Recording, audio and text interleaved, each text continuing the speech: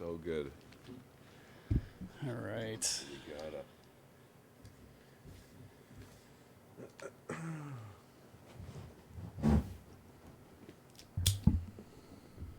Check, check. Check. All right. What did you say this was? Bourbon? Angel's Envy bourbon.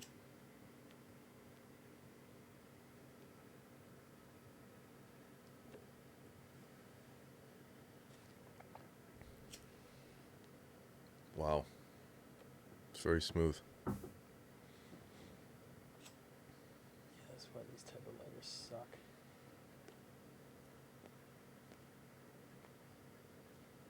There we go. All right. Back in the studio. We We back. got Rye Hickey in the studio again. Greetings. When was the last time?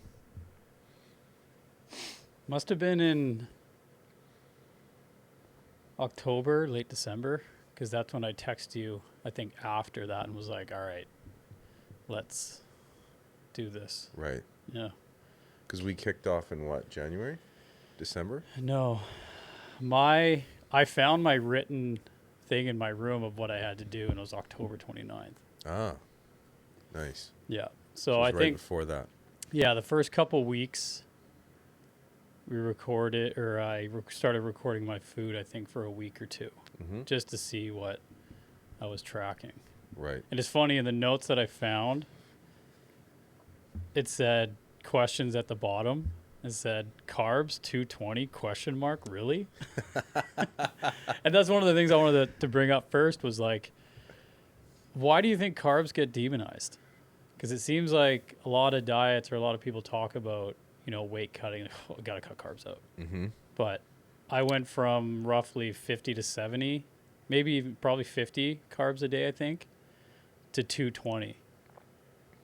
And I And was got like, are you shredded in the fucking process. sure Yeah. about this? Yeah.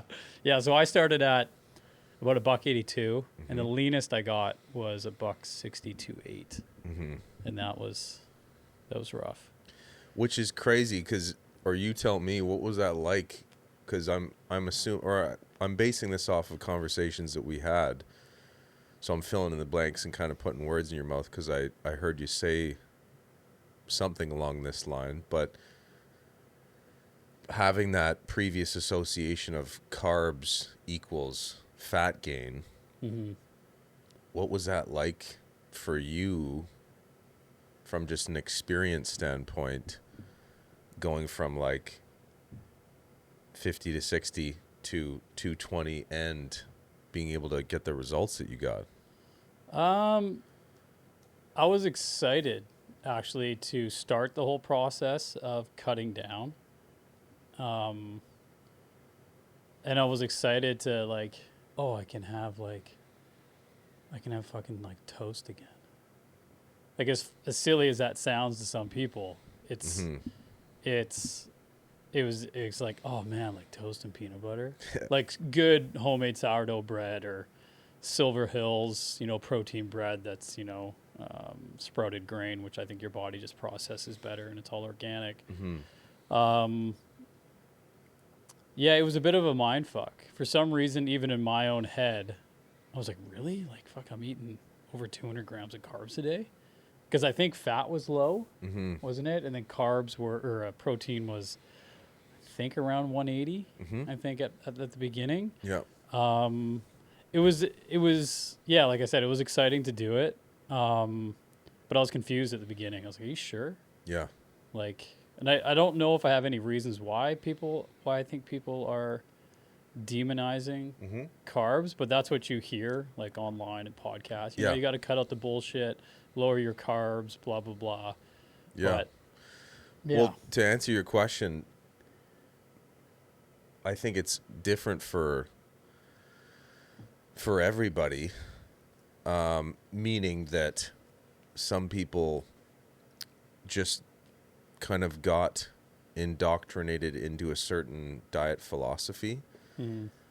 But from like a zoomed out perspective, it ultimately just comes down to cognitive bias, because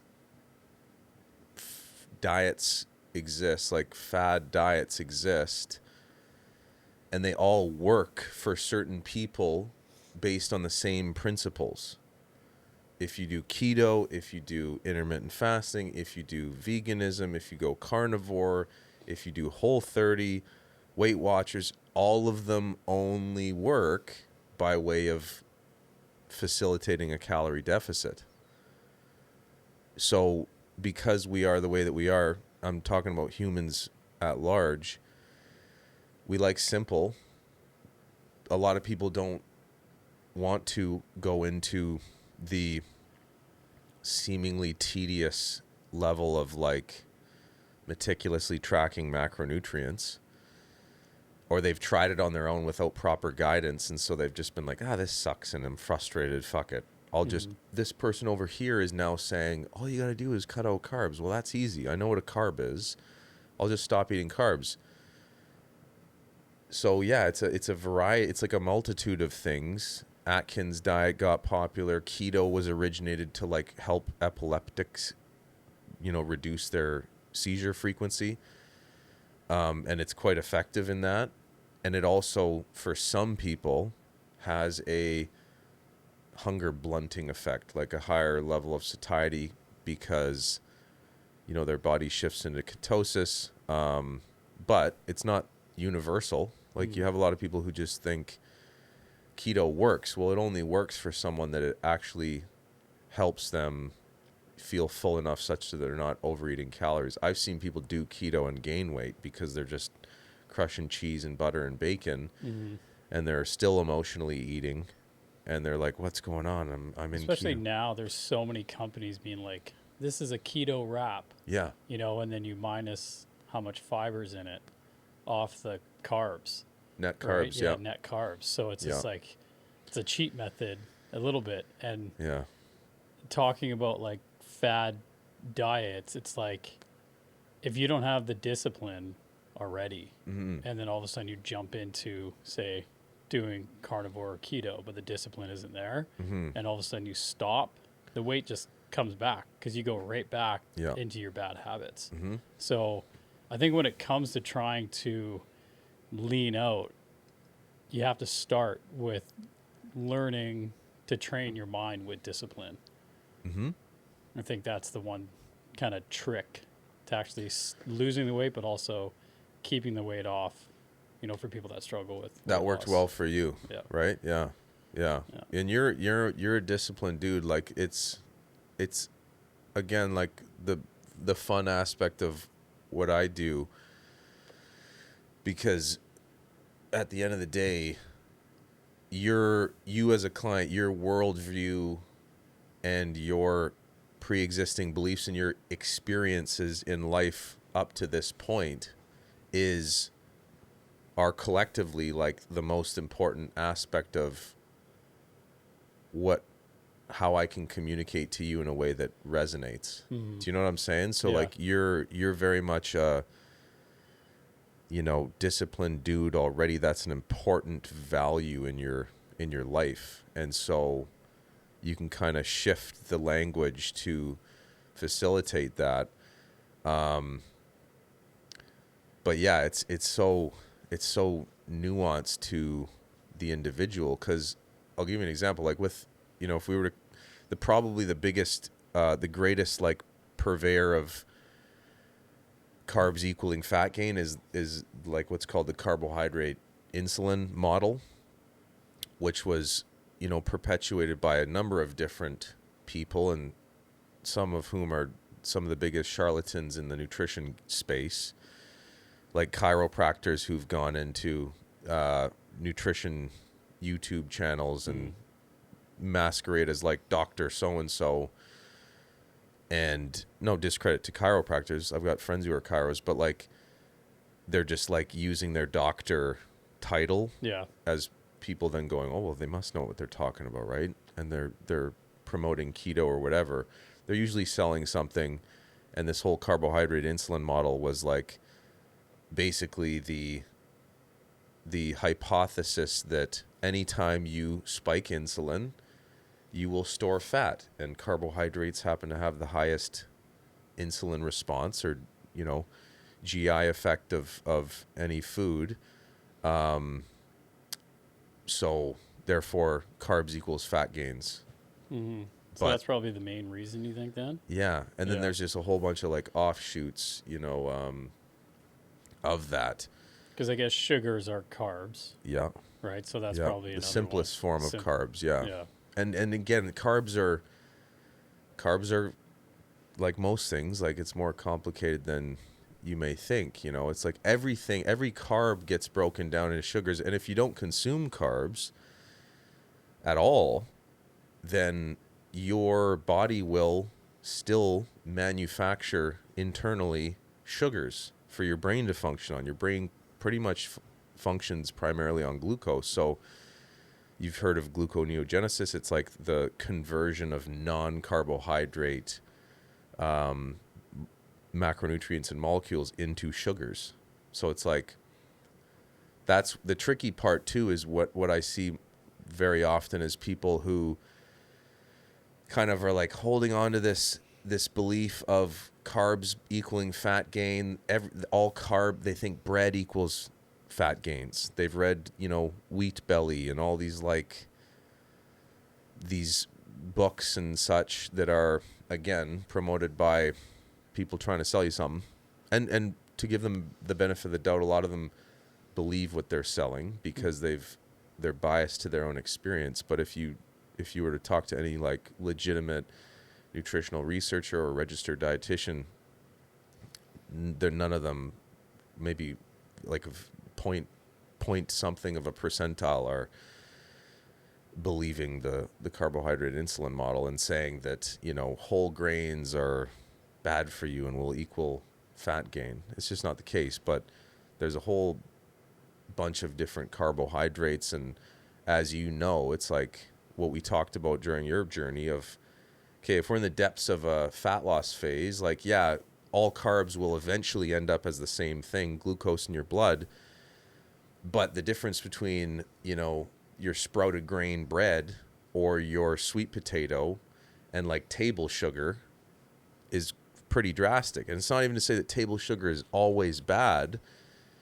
A sugary cereal in a gain phase where you're trying to put on muscle after a crazy leg day, there's a case to be made for that. Yeah, This is just where like restoring your levels. totally, man, you've depleted your glycogen stores, your body's stored forms of carbohydrates, and your body's going to put that to use. But if we're like in the depths of a fat loss phase like you were, we want to, the table sugar is going to have a far lower satiety effect and give you less fiber, less micronutrients than the sweet potato or the oats or something, right? Yeah, I think the key to that lean phase was just volume, which we spoke a lot about. But also going from, potatoes and rice, which are higher, Yeah.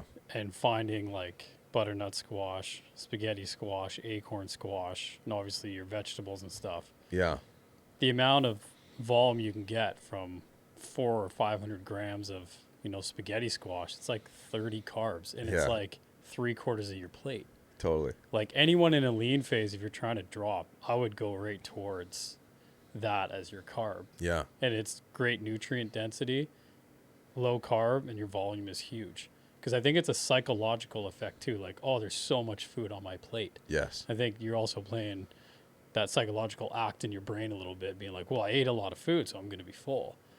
Yeah, like, there's a and trick to actual that. physical stretch receptors in Yeah. your stomach. Like if you're packing a good bit of volume in your stomach, there's a mechanism to say like, hey, we're almost at capacity here, or we're at capacity. And yeah, the stomach definitely shrank. yeah. Yeah, and then when we switched from 1,900 calories a day, I think, to 2,450 or 2,400, I couldn't eat that much food. Like I was like, my stomach has shrunk so much, or I was like, oh, finally I can fucking eat more. Yeah. But then I was like, man, I can't even.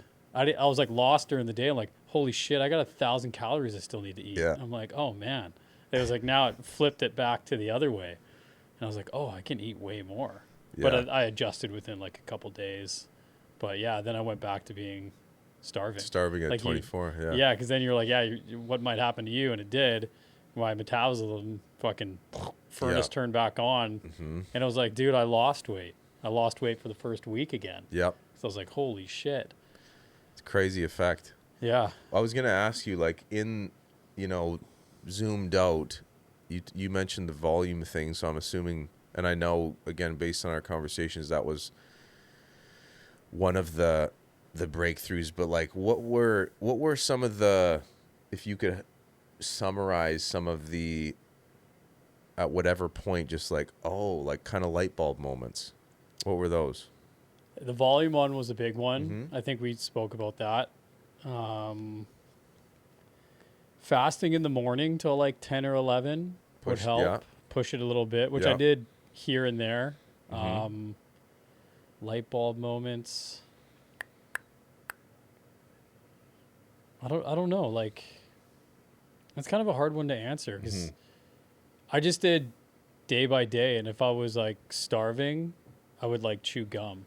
Yep. That was another little trick, just Nice. another psychological that your jaw's moving. You might be eating something. Mm-hmm. The weird part psychologically, I guess, and it's not so much related to food, was how much better like my low back started feeling. Right. To getting up and walking in the morning, having morning movement right away.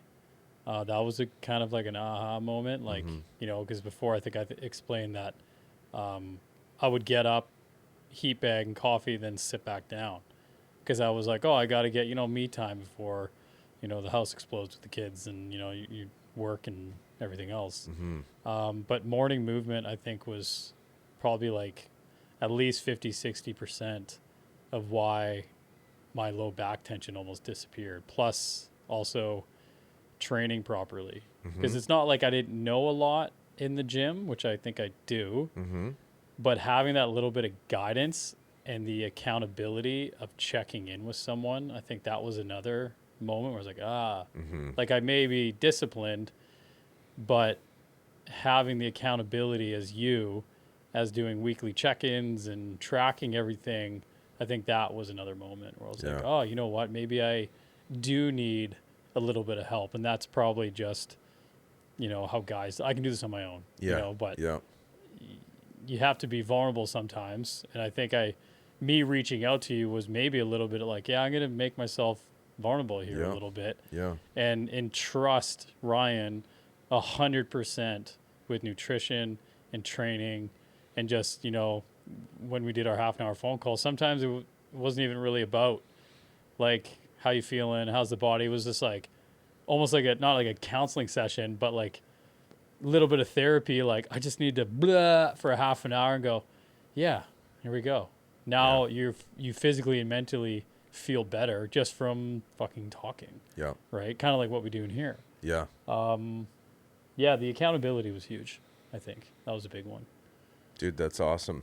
I mean, that's yeah, I don't, it's like whenever I have, it is vulnerable to do that, to Yeah. reach out, right? I see that, I've experienced that a bunch with buddies over the years, and man, that's it's like one of my greatest privileges when I work with pals, because I don't take it lightly. It's like it is a big sort of expression of trust, Mm-hmm. because nutrition is important, and I think of it like that. It's like this is a potentially game changing sort of experience for both of us. Well, But it's life changing. yeah, It's what it is. yeah,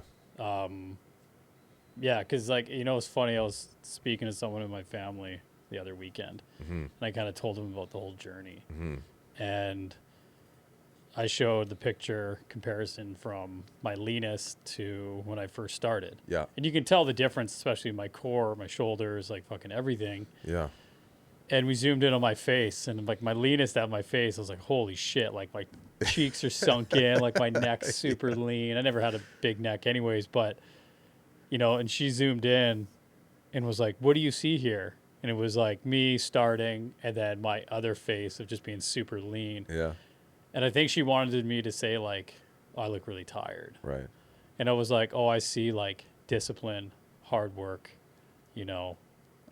thriving for a new goal. And I don't think that's the answer she was expecting.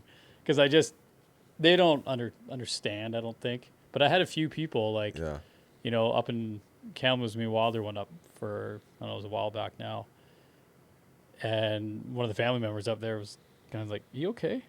Because they were looking at me like, Yeah. "Is everything all right?" I'm like, it's a fucking long story. I was like, well, I wasn't happy with how I looked. And yes, I knew I was already lean, but I didn't like how my midsection worked. I was tired of the roller coaster injuries. Yeah. Like, and I'm just in a lean phase right now. Yep. She's like, okay, as long as you know what you're doing. I was Mhm. like, all right. But there were people like, dude, what the fuck are you doing? Mhm. I was like, you don't get it.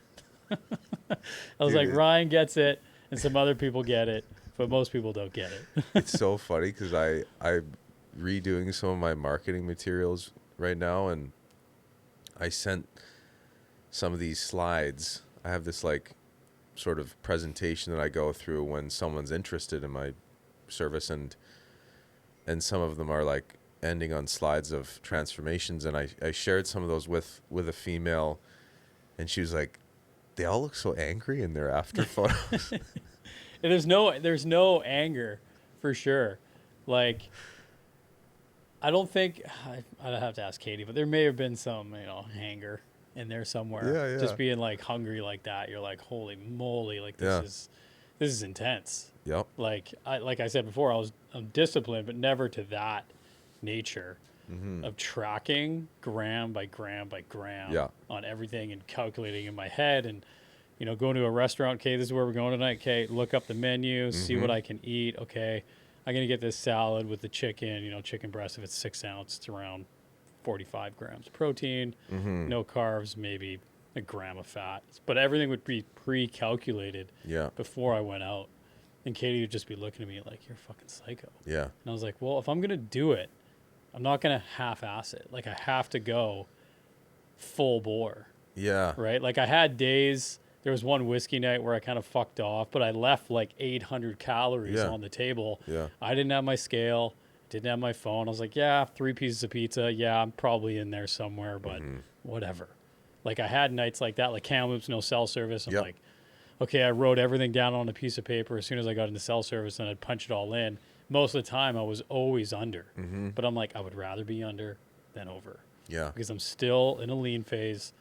It's okay if I drop more than whatever that week. Yeah. Like, whatever. Yeah. But I'll tell you this, man. If I could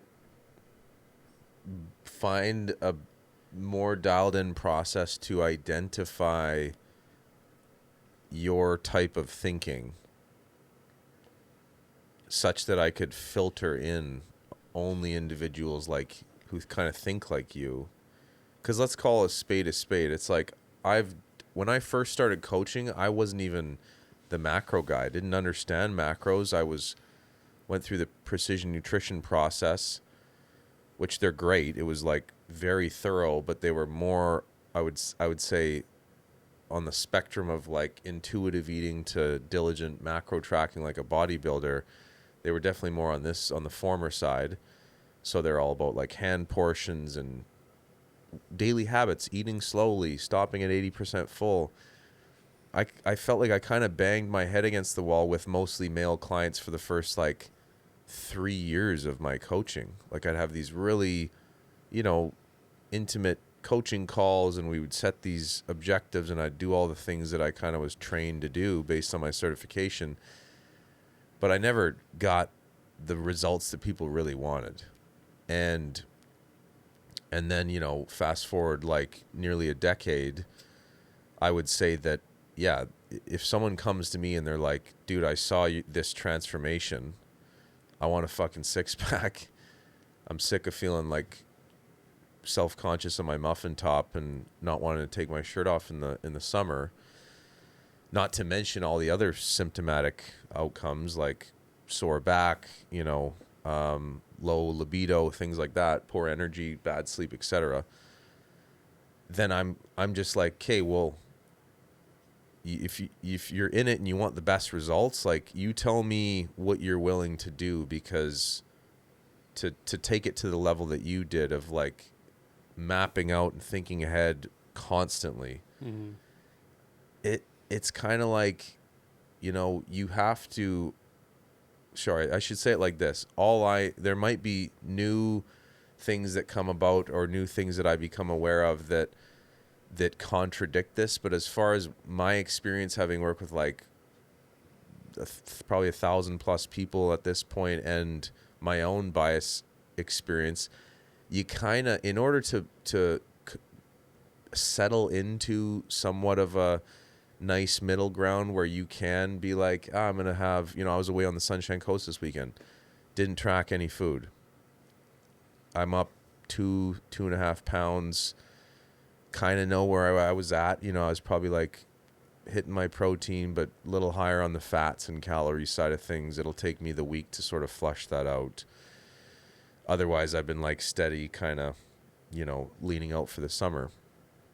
But I could only get here by way of overcorrecting and having done like years of tracking. And at some points within those years, like 6 straight months of hitting exact macronutrients, taking my food scale to like my parents' house when we have a dinner and like weighing shit out. This is before I do like that too, next door. Yeah. This is like even before the AI features and stuff, which I now am an advocate of in those sort of one-off moments, right? But what I guess what I mean is guys like you and I who are being like, okay, well, I'm in this, I'm going to get the most out of this. Let's go extreme for a little bit. Mm-hmm. Yeah, I'm going to get some fucked up looks. I would argue that like probably the most difficult thing for most people of that is the social scrutiny. It's the spouse being like, what are you doing? It's the family being like, buddy, you were already lean. But it's like humans will do what humans do. We impose our own standards onto everybody. And those who are able to sort of be like, I'm okay with being the weirdo. I made a video about this like years ago where it was like, in order, if you want a 6-pack, and again, I'm not saying like everybody has to have a 6-pack. That's not feasible for some, and some, I'm like, good for you if you don't want that. Sometimes I don't want that, because you got to know what you got to sacrifice. But if you do want that, you're going to have to do some weird shit. Mm-hmm. It's just the facts of the matter. When I say weird, I just mean outside the norm of like culture. People are going to look at you kind of silly if you're the dude on the road. I'll go, instead of going into a drive-through or a restaurant, I'm going to like a grocery store and eating a 500-gram tub of Greek yogurt with, a banana or some like pre-cut fruit. Yeah. like a weirdo, But I think that to arrive at that sort of more happy middle ground, people benefit from going to the extremes like you did. Yeah, like I don't think most people probably have the energy to do it, because it is a commitment and a half, and Fair it will play. disrupt your everyday life, but it's temporary. Yeah. You're going to get down to your leanest, then you're going to flip the scale and go back up, but then you get all excited that you get to eat more. Yes. And that's where it's even, I think, a slipperier slope to fall off of versus when you're losing. Tell me about that. What was that like? Because it's so much easier to be like, fuck, look at all these calories. I can like throw back a fucking bag of chips. I can throw back, pepperoni sticks again. But it's like all of a sudden you're like, fuck, I just ate, 2 tablespoons of peanut butter. You're like, that's 15 grams of fat in there. Yeah. 8 grams of carbs and 6 protein, whatever it is. Yeah. All this shit's in my head now. Yeah. I love it. But yeah, it just, I don't think most people, I think a lot of people don't want to do it. And they're like, I just like want to enjoy life. I don't have to worry about, what I'm eating constantly. Even my oldest daughter was like, she constantly see me weigh food. And she's like, Dad, like, how long are you going to do this for? I'm like, never. I'm like, I don't know. I'm so used to it now. Yeah. I'm like, it's easy enough. Like, even once I get up to my, desirable weight, and I don't want to have like a confirmed number. Yeah. But if I'm happy with how I look and my strength is good, and physically I'm dealing with less issues, then it's like, okay, well, I'll maintain at 2,600 calories a day or 2,700 calories a day. Like, whatever. Yeah. But I think because I've heard the argument too, like, you don't need to count calories. But I'm like, I think you do. Like, I know I've only experienced this once, and I've been doing it since, pretty much the beginning of November. Uh-huh. It's like, I think if you're going to do it the correct way, like you said, like tracking everything, keeping your steps up, keeping track of your sleep, your, for me, it was at least 3 liters of water a day, electrolytes, blah, blah, blah. I think that's the smartest way to approach it without jumping onto a fab diet. Because I've known plenty of people that have tried to lose weight. Yeah, I did carnivore and then I gained 20 pounds back. I'm like, well, yeah, it's because you didn't have the discipline before you started. It's not as complicated as people make it, I don't think. I agree. I would say this. I agree with you for the vast majority of people. Meaning the claim that you made of like, I think you do have to track your calories. If we were to take, let's separate people, because some people are just fortunate, right? We all know the genetic freaks, or there's a combination of like genetic freakery where they can just eat like, anything. Yeah, this guy just eats whatever. He looks like a friggin', he should be on on the Marvel poster, right? We all know those. And then there's sometimes it's like this, and they just happen to grow up in an environment where their families got them, they just have like continued on eating the way that their mom cooked for them, and that happened to be like lean proteins, tons of veggies, starchy carbs, good fiber. So if we were to get them to track macros, we'd be like, shit, man, you're pretty solid, right? And they're just like getting enough protein, enough fiber, micronutrients, etc., colorful plates with veggies and fruit, and they thus, no wonder why they maintain a phenomenal healthy physique, right?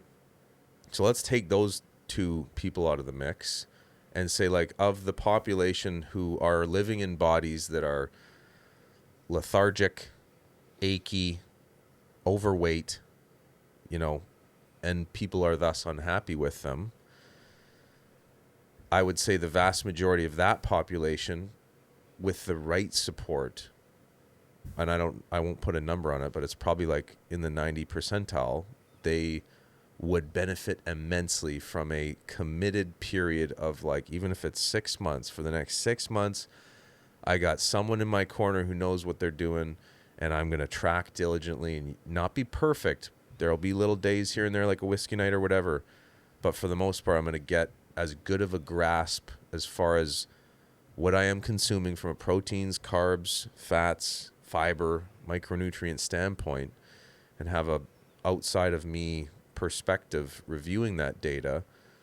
They are going to come out with guaranteed life-changing insights, because whether you believe in calories and macronutrients or not, they believe in you. Like, your body is assimilating and digesting and storing or utilizing the various macros. So because as soon as you see a little bit of results, same thing like going to the gym, and after a couple months, you're like, oh fuck, like legs look good, calves a little more defined, I can see my abs popping. You get all excited, and then you get even more driven to like not miss a day at the gym. It's the same thing with nutrition. As soon as you see like your little muffin tops kind of slimming out, and you look at before and after photos, you're like, it's fucking working. Yeah. And to see your body transform in front of your eyes, not on a day-to-day basis, but maybe once or twice a month, you might go, oh shit, like I'm a little stronger here, or I'm a little leaner here. That's when it gets exciting. Totally. Right? Yeah. Like, that's the big change, I think, at least in my view. I so agree. You just see a little bit of results. You're like, oh, there it is. There's the light at the end of the tunnel. Yeah. Right? With nutrition, I felt like maybe after the first month of seeing like a photo, or like I'd be putting on, like, half my boxers don't fit. Like, I had to get like smaller, like my waist shrunk like crazy. Yeah. And I was like, holy shit. Yeah. If I'm going back to like a waist of 30, 31. Yeah. And I was like, oh my God, like, this is crazy. Those are all important things, man. It's positive reinforcement. A lot of what I do is like keeping someone in the game long enough to actually notice those things. And as you know, it's harder than it may seem to identify those. For one, what we see in the mirror is very misleading, because it's like if I were to see your son Wilder and be like, what's up, buddy, and then not see him for another year, Yeah, I go, holy shit. I go, holy fuck. You're Yeah. just like, oh yeah, no, that's, I see him every day. Like, Yeah. you appreciate his growth, but it ain't like me seeing him a year apart. I'm Mm. like, Jesus, buddy, you were down here last time I saw you. The same thing kind of applies to our bodies in the mirror, and this is where so many people they do things so haphazardly. Even back to the like low carb keto talk, right? First of all, the weight that you lose largely in the beginning of going super low carb or keto level carb is a lot of water weight because you're just losing all your glycogen stores. So people will think this works really well. I lost 12 pounds in a 2-week period. And you're like, okay, it wasn't all fat. A lot of it was water weight. And let's see how you respond to it. Again, some people do well on keto. That's fine. But I guess the point being is like to have those data-driven metrics to say, because you'll appreciate this too. How many times in your cut process would you have hit a point where you're like, fuck, like the weight's kind of staying the same, and yet I would be like, actually, bro, you were down a pound on average last week, right? So there's the trend line, and the averages are another super crucial data points. Why I do daily weigh-ins, or at least like 4 times a week, because boy, oh boy, does the daily flux of your body's water retention. I might have a shitty sleep or a higher stress day or a higher sodium meal the previous day, or just a really good workout and my body's kind of working through some inflammation such that my weight spikes, and it might be the same that I weighed in a week ago. So my brain goes, dude, I was 178.2 10 days ago. This isn't working. What's going on? I've plateaued. If I'm not getting supported by a professional who knows what they're talking about, I'm going to make some haphazard adjustment. And again, if I'm following some fad diet, it's like I'm already cutting out carbs. I hit a plateau. What do? Cut out more carbs? I got no carbs to cut out. So you kind of are like left guessing. When you're empowered with the data and actually having an idea of where you're at from an energy balance standpoint, and such as you experience, it's like, cool. Yeah, we have leveled off a bit. It's either me saying, actually, dude, we're still chugging along at a perfect rate. You lost 1.2 pounds on average. Don't worry about your spike up today. Probably just a one-off day of higher water retention. You're definitely in a deficit. And lo and behold, you stay the course, boom, it drops again. Yeah. Or we do hit a legitimate plateau if it's sort of stagnated for a couple weeks.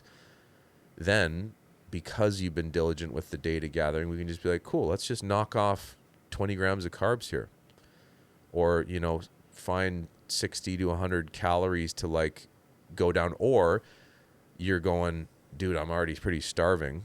Great. Let's increase your steps, which can be a huge game changer for so many people. You are already pretty high steps because of your active work life and you get after it in the gym. But like for so many people who come to me averaging 4,000 or 5,000 steps and they're like, I'm pretty hungry. I'm not going to be like, okay, well, let's look at some food selection mods, right? Where we can max out volume a little higher or just increase volume so they're feeling more full and satiated. But if we've done that already, then it's like, dude, can we get an extra 20 minutes of walking in, like even 10 minutes on either side of your workout when you're at the gym on gym days? And then if it's nice out, go for a stroll around the neighborhood before or after work, or get a walking pad in the winter. That can be a big game changer because it's not going to increase their hunger. It's just going to sort of nudge up their overall energy expenditure, which makes it so much more data driven versus just being like, it's kind of like if you were tracking expenses versus just being like, I know I'm losing money, I'm cutting out all enjoyment. You know what I mean? Like you can reach a savings goal if you're diligent with budgeting and kind of enjoy the process. Be like, yeah, I can afford a couple meals out a week or a movie night with misses or whatever it may be, instead of just being like, I'm going full hermit mode. It's zero expenses, and you just like sewered your quality of life. Yeah, because I remember hitting that plateau, I think, once or twice in the lean phase. Where I was like, fuck, man, like, why aren't... You get addicted to the number. Yeah. And you go, man, I was like $170 last week, and I'm like $172, but like, how you explained it, like water retention or like a higher sodium, meal the night before, whatever it may be, or I didn't go in the sauna that night and sweated like crazy. And then all of a sudden, like 4 or 5 days later, it would drop like 3 pounds. And I'm Yeah. like, holy shit. I was like, okay. But like you said, like when you track it daily, like I don't think I could see the averages in mine. I don't know if there was that, but it was always going down, but doing this, like steps, Yeah. going down, going Yep. down, going down. But it's never just like a line. No. It's like, just like a set of stairs going down. Totally. That's what it is. And I don't know if most people realize that you're going to have up days and then a down day and then up and then down and then like all these different changes. Dude, I mean, I guess it all depends how your body reacts to weight loss too. Yeah, for sure. Like, 'cause everybody's different. Everybody gains muscle differently. Some people gain muscle faster. It's just everybody's different. Everybody's different. And honestly, what it comes down to is just the level of consistency. But that's a bit of a nuanced thing. But, I've built up this whole like private module portal. And like that's one of the most important onboarding videos. So it's like even since you went through the process, things are changing for new clients all the time. And I'm building out this like, hey, you got to go through these modules. The scale weight specifics is one of the biggest ones because most people don't realize that. But to answer your question, in all my experience, I've had one client who did pretty much have a perfect trend. He was probably the most like systematic. He was an accountant. Like he was just a very particular type of brain. And so that's again the funny complexity of coaching. It's like it does come down to consistency, because if you were to do the exact same thing, like we could put pretty much anybody who has 30 pounds to lose in a metabolic ward, and if we controlled every single variable, lights out at the same time, same sodium intake, same macronutrient targets, same level of movement, same resistance training protocol, managed his stress, like we could probably see a perfect linear line, close to it. That doesn't apply to virtually anybody. Like, and again, if I were to take that one example that I have, for anybody but him, it wasn't a very enjoyable life. Like he was just so habitual, probably to like a level of like OCD. But it worked for him. He was like he just enjoyed it. He liked having things super dialed in. But yeah, like to your point, I mean, I've had clients who've lost like 75, 80 pounds with me. And there are some weekends in there where, we kind of like loosened the reins a bit to allow somewhat of a diet break. And his weight jumped up, 8 pounds. But then just keeping him in the fight and having him just like, hey, it's all good. It's not fat. There's no way it's all fat. Give it a week. And then what you alluded to earlier is when we call that in the industry kind of like the whoosh effect. So what you weigh in at for the last, 4 or 5 days is not always indicative of whether you're actually in a deficit or not. Sometimes it can be the case where if we put on our detective hats, and it's a lot easier with guys like you who I know are being diligent, not fibbing to themselves, and thus kind of giving me incomplete data, then I can be like, dude, I think we're good. Just stay the course, hang tight, and then like you would have seen, 2 days later you had a good sleep, whoosh, it just like flushed right out. It was just water retention. Yeah. Yeah, it's quite interesting how the body reacts. Because I didn't know how my body was going to react. Yeah. Because I've never really tracked like that before. I've never tried to lose weight. Right. So I was like, I'm curious to kind of see what my body does. Yeah. And it seemed to react pretty well, I think. It's more of a mental stress than I think on the in the weight loss phase. Instead of like being tell me hard more on about your that. Well, it's just like the constant constant tracking and, going to family dinners and Mhm. bringing the scale and pre-calculating going out for dinner. Okay, I'm going away this weekend. Okay, what food am I bringing?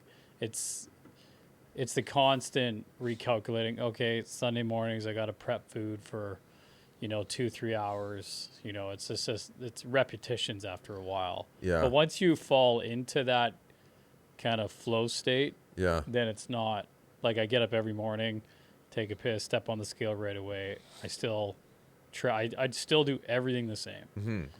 Everything's still the same. I just write it down in my book. Right. And just okay. 0.5 pounds a week. I think you said is textbook. What about fat loss? Is that the same a week? No, A more. pound a week? Pound to 2, 1 to 2, depending on how much they have to lose. Yeah. Like if someone's 290, they could probably do like 2 to 3 pounds a week, maybe in the beginning, especially. But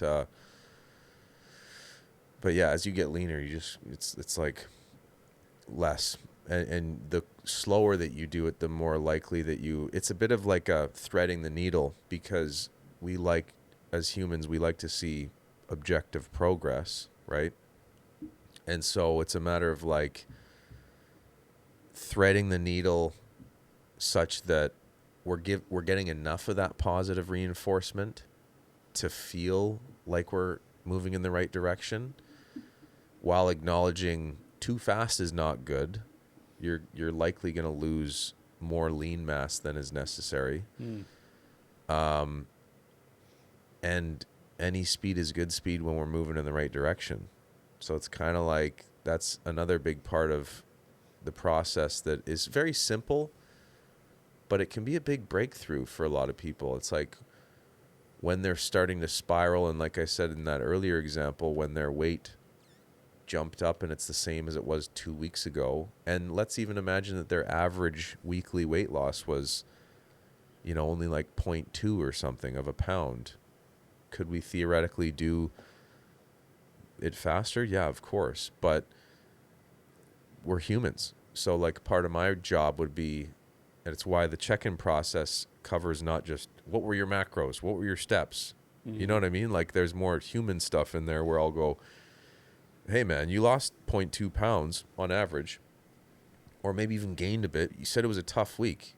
Like in the section where I asked about anything else I should know about, you said that, your missus got really sick or something, or, the kids were sick or whatever. Like there's just fucking endless curveballs that come at us. Oh, constantly. So part of my role, particularly with a lot of like high performing people, is encouraging that sort of like whatever we want to call it, self-compassion. It's all good, stay in the fight. That's really what it comes down to, man. It's like, and I was even going to ask you that question because I'm always curious, like having gone through the process and then doing it so diligently, because I think it's important for your listeners too to understand that, you and I can talk about taking it to a pretty extreme level of like bringing our scales to a family event because we were at that time willing to be the weirdo, and it was a mission that we sort of set our sights on, and we're committed to that.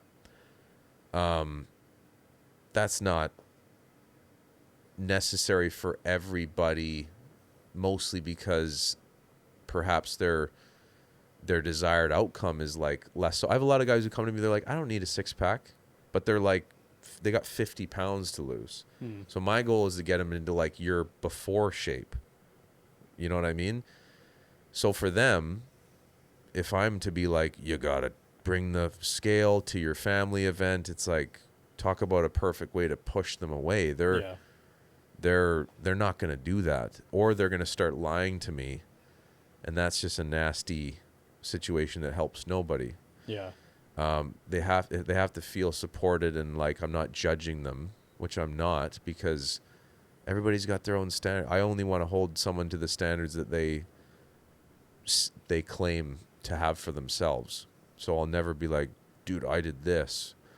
unless someone asks, like, how did you get to that point? It's like, yeah, I kind of did. Take it to the next level. Yeah, it was like 6 months at times of like pretty extreme shit.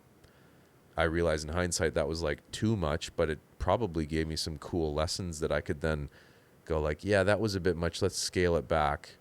You know, for a number of reasons. It's strains on relationships. It's doesn't allow you to enjoy things. So the question I was going to ask you is like, having taken it to that level yourself, how do you kind of see, where do you sort of see the sort of like middle ground, if at all, or are you just sort of like, that's something I'm going to do forever, but let's even imagine kind of outside the norm situations, would you moving forward kind of handle those differently knowing what you know, or would you do it the just same? the knowledge that I've gained from experiencing this, I kind of know what is what now within 10, 15 grams of something. Right. So it's like if I had 2 pieces of toast and peanut butter and high protein yogurt that's low fat, and then an avocado or something, I kind of already know what I'm at.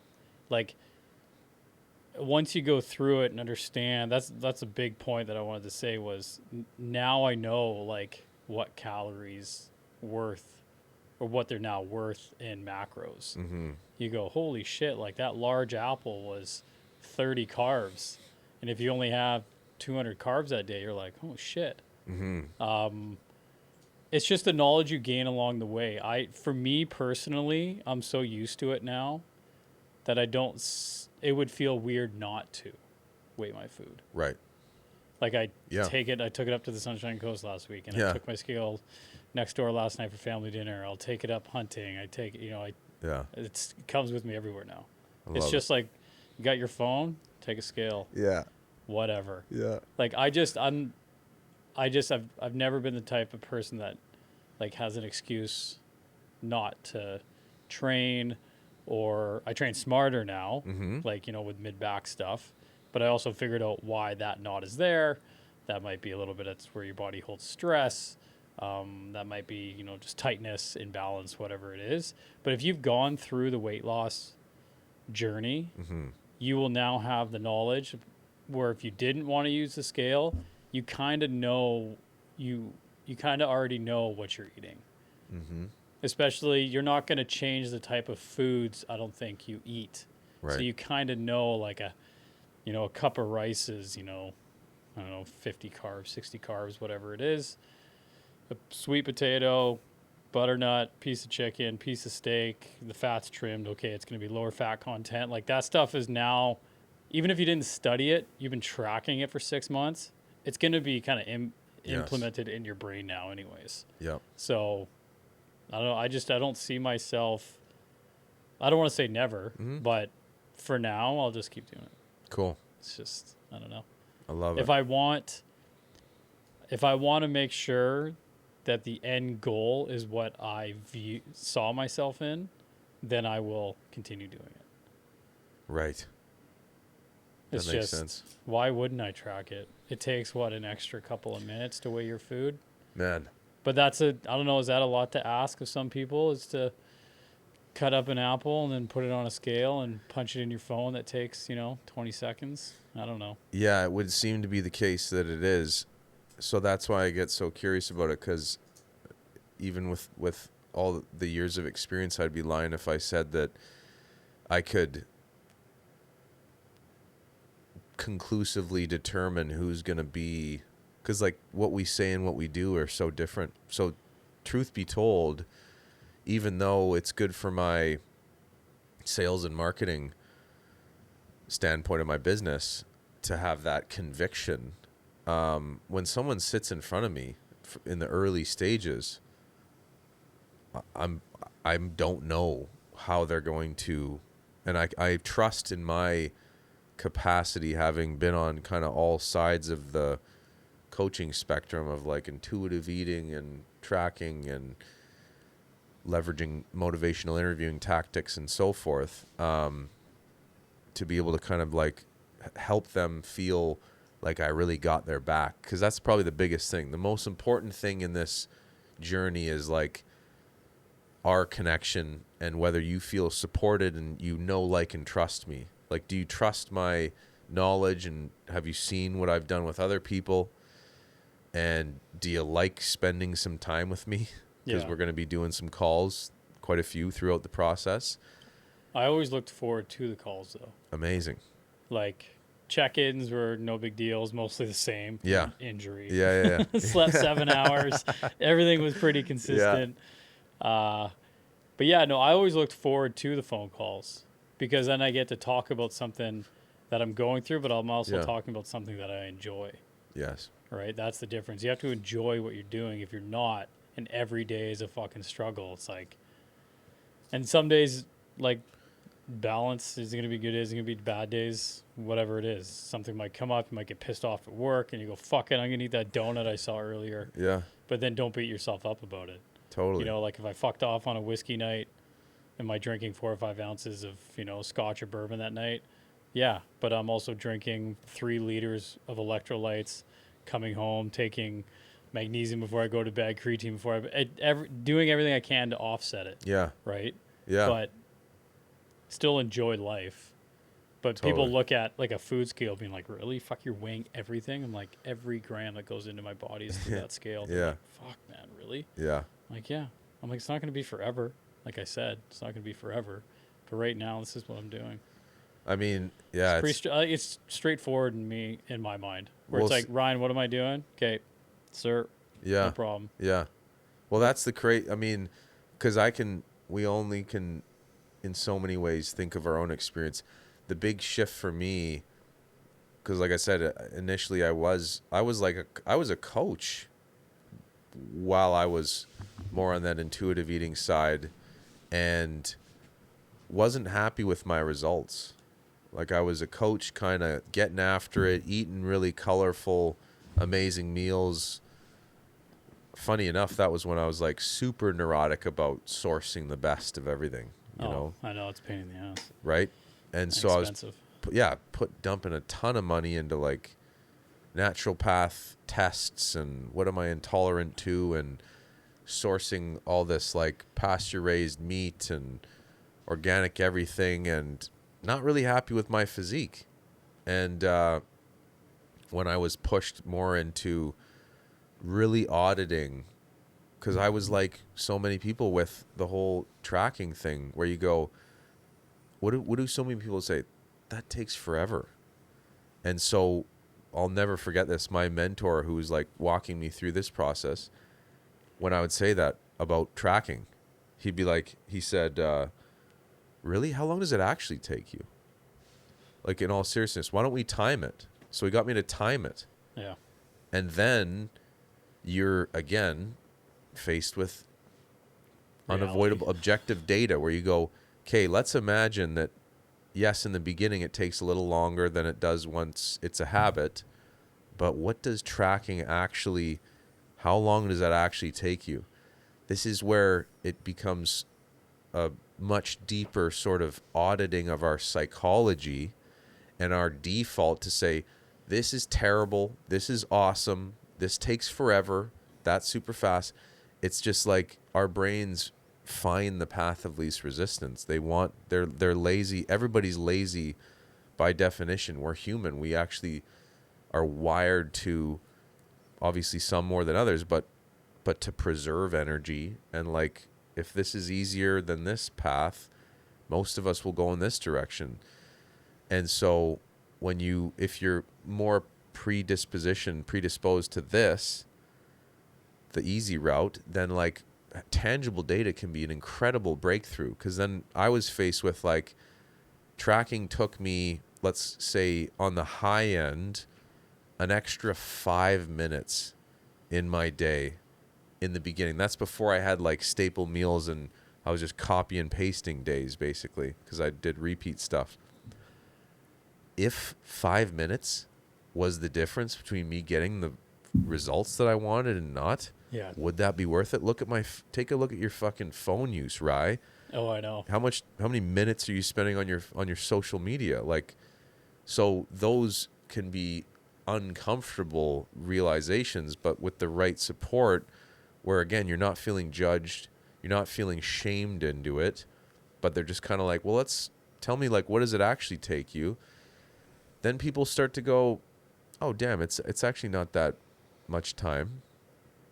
And, and then you start to kind of get that intuitive sense of what's going on. And if we can go even further and have that outside of the sort of all or nothing mentality, where you can have the odd whiskey night and not feel like you're completely failed, or you're not scared to share that with your coach. It's one thing if you're to be like, I'm stepping onto a bodybuilding stage, that's where, I mean, they get like crazy granular. I've been coached by some professional natural bodybuilders, and that was a great experience for my coaching. I don't coach those people. I don't coach bodybuilders.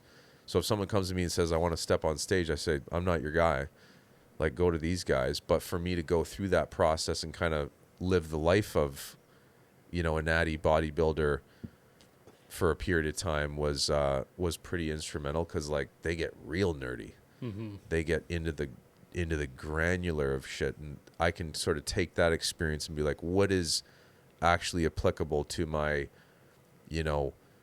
more general population individuals, or someone like you who's just like, yeah, gen pop, but like former athlete and wants to have a pretty elite physique. Well, it's funny. One of the things that stuck with me, what you said, was like, yeah, your body's like a retired athlete without playing any professional sports.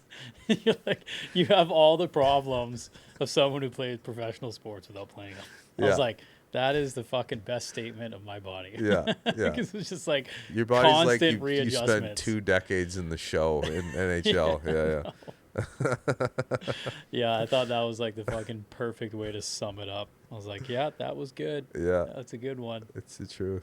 Yeah. But to your credit, I mean, that's where, dude, how often do we see, obviously there's a lot of exceptions to this, but I was talking about this with somebody the other day, because we were joking about, I didn't realize how heavy Ovechkin in the off season. Oh, Have you really? seen pictures of him in the off season? Like, he blows up. Apparently he shows up to training camp after every summer. He goes back home to Russia, I think, and shows up at like 250 and has 30 pounds to lose to reach his playing weight. And there's like hilarious photos of him on like the beach in the summer, and you're like, that's one of the goats of the NHL. Like, it's quite hilarious. Well, it's like when I met Jay Cutler back in the day, he was off season and he was 300 or 310. Jesus. And he's like 5'9". Is he really? He 5'10" at the Crazy. tallest. Yeah. And you're like, and then you're going to get down to like 280 and just be like absolutely shredded. Yeah. And you're just that big. Like, Yeah. meeting someone like that is like surreal, because your eyes are like, you playing tricks on me? Yeah. Because like he posed for us and he was off season, so he's not like shredded. You're like, Yeah. that doesn't even like, Yeah. that doesn't even make sense. Yeah. Like, you want to go up and like almost like touch him, because I you're know. like, what the actual fuck is this? Yeah. Like, look at your quads, your shoulders, Yep. your chest, your back. You got like a 4 foot wide back. Like, that's insane. Yeah. A torso on his arms. Yeah. Yeah, it's like super impressive, and everyone's like, oh, steroids, blah, blah, blah. I'm like, yeah, of course. Yeah. But to get like that is your life. And he would train at like 3 a.m. Oh, really? Yeah, he would train didn't know that. super early in the Crazy. morning. Yeah. But, I don't know. That's I mean, again, it's there's a great, I'll shout him out. I don't know him or anything, but I just, within the last 6 months, started following this guy, Australian strength coach. I forget it. I don't know his real name, but he's a phenomenal resource in the sort of powerlifting and just not even just lifting in general. His posts are incredible. He's just very articulate, very nuanced, but he had a post where he was like, kind of doing the viral reel style, where he's like watching his phone and it's like a video of Dorian Yates, advocating for like going to failure, and then him being like pausing the video, and the Australian strength coach guy being like, Dorian Yates, one of the greats of all time. Like, he had this phrase that he would say where he's like, has this opinion, must be credible, right? And then flashes to a video of Cutler saying, I never trained to failure. Yeah. And then he goes, Jay Cutler, one of the greatest of all time. Very credible. So like he's very good at kind of being like, we all have our own ways of going about this. Yeah, we have science to be like, what is actually the case here? Because it's the classic like thing that people in my field kind of have to find their lane of, like, the combination of, evidence-based lifting or evidence-based fitness, let's call it, to lump nutrition into it. That's a pretty broad term. And there's people on either sides of, like, let's think of the spectrum of bro science to super nerdy. If it doesn't have a randomized control trial, then it's not legit. Huberman. Fair. It's like, where's the middle ground? Because I would argue that evidence-based lifting is kind of like, it's not just what does the paper tell us. Yeah. It's also like, well, it's no different from you coming into my process and me being like, okay, we're going to start with these calorie targets, but it is an estimate. It's an evidence-based estimate relative to your height, your weight, your sex, your activity levels, your musculature at this point. Work, sleep, exactly, all that stuff. I'll make a educated guess as far as what calorie targets to aim for, but in reality, those formulas that we use are based off of averages. There are outliers. So like the formula that I use could spit out a number that is too much for you and you're gaining weight, or it's too little and you're starving and losing too fast. And so then that's where, like you would have seen me say in that initial program, that where I make the loom for you, the lengthy loom in that very first week or whatever after a kickoff call, I'll be like, listen, don't stress too much about hitting these numbers exactly. Just be diligent with tracking everything. If you slog it, you log it. Like, just track whatever, no judgment. You rely on me based on your daily weigh-ins, weekly averages, your progress photos, your energy levels, your hunger levels, etc., to sort of meld all those data points and determine, okay, you know what, we're perfect. My guess was on point because we're losing about a pound per week, or we lost 3 pounds K in the beginning, could just be gut content, flushing out, water retention, etc. Let's hold steady because you said your hunger was okay. You're like a 3 out of 5 or 2 out of 5, all good. You're not starving. But if you were like a 5 and we lost 4 pounds in a week, it's like, oh shit, this guy's chuffing along a little heavier, higher metabolically than I thought. Let's boost his calories by a couple hundred or whatever. So it's also for you, it's constant recalculations. Yeah. Because everybody's different. Mm-hmm. There's not just, like, you have, say, like, I guess this is the question, like, how do you approach each new client? It's like you have them fill out all your paperwork, track your food for 2 weeks, your steps, your sleep, your everything, and then you have your kind of calculation you use to determine what a pound a week might look like in your how many calories you should be eating that day, and you just kind of go through the steps on your end. Yeah, it's like, it's, yes, you nailed it. It's a combination of things. How much fat do they have to lose is a big one, because like I said earlier, a pound a week is sort of the like one size fits all rough estimate. In theory, if we are in a 500 calorie daily deficit, that's 3,500 calories per week. That should equal roughly 3,500 calories. You get nerds in my space who are kind of like, no, like it is a little more nuanced. But if we were to just be like, okay, let's try and simplify things and avoid overcomplicating, that's the rough equation. 3,500 calories equals roughly 1 pound of actual adiposity, actual body fat. So, if your maintenance level of calorie intake we determine is, and again, the way we determine that, the most accurate way is just doing a baseline where, like, I don't even give you any targets. I just say, go track exactly as you've been eating. And if you're very diligent with tracking everything, and we determine that you've been averaging 3,000 calories and you're maintaining your 182 weight or whatever, great. You've got roughly 3,000 calorie maintenance based on your current muscle mass, your current activity level. So if we were to keep all of those variables the same, and we were to say you don't have a ton of fat to lose, we probably want to aim for a pound per week. Then I'm going to be like 2,500. Let's start at 2,500 because that's roughly a 500 calorie per day deficit. But if you're 300 pounds, it'll be a bit different, right? There's a case to be made for going a bit more aggressively, for a number of reasons. Like a lot of really heavy people who've struggled with obesity their whole lives, they've been used to like big swings. So a pound per week can feel really slow for them. So in order, again, it's like this kind of nuanced approach to being like, the most important thing is how can I keep this person in the fight? It's not, you know what I mean? That's a tricky thing. It's like, I've done this in the past where I've been like, this is what the textbook says.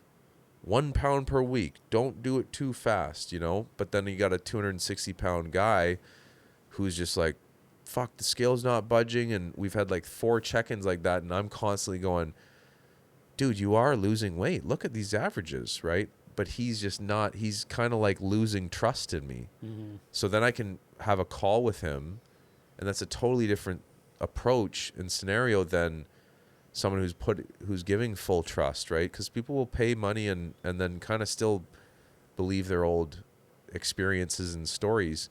So I don't know if that answers your question, but it's a combination of a number of different things. If I just had a robot who was like a human in human form and just took orders, yeah, it would be like establish maintenance, find an appropriate deficit, have them do that consistently, assess the numbers and data points every single week. Are we losing at an appropriate rate? At some point, metabolic adaptation does occur, which means a smaller body requires less overall energy or calories to function. The big thing there as well is what we see in studies is that, yes, there can be a downregulation in our metabolism, but what happens in most cases when people aren't tracking their data is that they often will just have a significant decrease in their sort of subconscious drive to move. This is why the step trackers are so effective, because some people would be like, let's say they just go clean eating and that's all they're doing, and they lose a bunch of weight and their metabolism drops a little bit and they're getting leaner. Their body's kind of going, okay, dude, we used to eat 3,500 calories. Now we're eating like 1,800. That's, first of all, way too steep of a deficit for most people. Mm-hmm. And then what do you do once you hit a plateau? Eat cleaner? Like they're kind of just at a loss. And all the while, if they were to be tracking their steps, they may have gone from like being the fidgety person, who's like, yeah, let's go for a walk. Let's go get the mail or whatever. They're doing 8, 9, 10,000 steps. And now if we had the data, they're doing only 4 or 5 because they're like, and you would know this as would anybody who's gotten kind of unreasonably lean, you're fatigued. Like there's just, you know what I mean? You don't want to fucking move. Like you're just coming home from work and you're going, fuck, I just want to like loaf on the couch. Mm-hmm. That's an evolutionarily adaptive response. Your body's trying to save energy. Exactly. It's trying to be like, hey man, these last bit of fat stores we have on us, that's survival in the environment that we evolved as a species for the vast chunk of it, right? So yeah, like that's what I didn't anticipate. Yeah. Was testosterone, I think, going down. Mm-hmm. And the biggest one for me is libido. Mm-hmm. And it's still not fully back. And I was like, I texted Adam. I was like, bro, like, what the fuck's going on? He's like, your body's in survival mode, man. Yeah. Your test levels and libido are not important right now. Yeah. So sometimes they do crash. He's like, your energy still might be good, but he's like, your test and your libido are going to fucking be in the ground. Totally. And I was like, well, how long does this take? He's like, for hormones to go back to normal levels, he's like, it takes a while. Yeah. He's like, it can take up to a year. Well, it I was would like, what? it would be it would be also it would be relative to your level of adiposity, right? And your level of calorie intake too. Mm-hmm. So you can recover that a lot quicker. Yeah. But it's an important conversation to have, because honestly, man, sometimes it's like I wonder, this is just me being super transparent. It's like we kind of like have this societal standard of excellence in a lot of ways, the hustle culture. We're Western folks. Mm-hmm. And there's this certain level, kind of like what females have dealt with for eons, with like, you got to be Body image, model skinny to be hot. Meanwhile, the models that they see on the magazines are like put through a computer program, trimmed up. Well, miserable. sure. Or, yeah, fucking eating like under 1,000 calories, and they haven't had a menstrual cycle in 4 years. Like, that is the same thing as far as the body's evolutionarily adaptive response to being like, fuck reproduction. We're concerned about death via starvation or just not having enough fat. So like it's even worse for women, because their bodies are meant to have more fat on them, because they are ultimately designed to carry childbirth. Yep, to carry to like facilitate birth and nurturing of a fetus. So like there has to be energy reserves. It's kind of like, if you're trapped in a bunker with like a certain amount of, community of people with a certain amount of like rations food wise, are you going to be like, let's have as much sex as possible and procreate, so we're just going to burn through these faster? Like, the body has that response. So yes, it's an important thing to have, because I guess the point I'm making, I'm fucking just ranting here, but it's like, the main idea is that you got to be aware of the trade-offs, man. Like, You do have to make sacrifices. Fuck that yeah, might dude. be a little bit of time. Yeah. That might be not going to that restaurant because you can't eat anything there. You are going to take a little bit longer because you got to weigh all your food. Yeah. You got to track more. You got to walk more. You are sacrificing a little bit for sure. Tons, yeah. Yeah. The one thing I wish I did was that DEXA scan at the beginning, though. Yeah.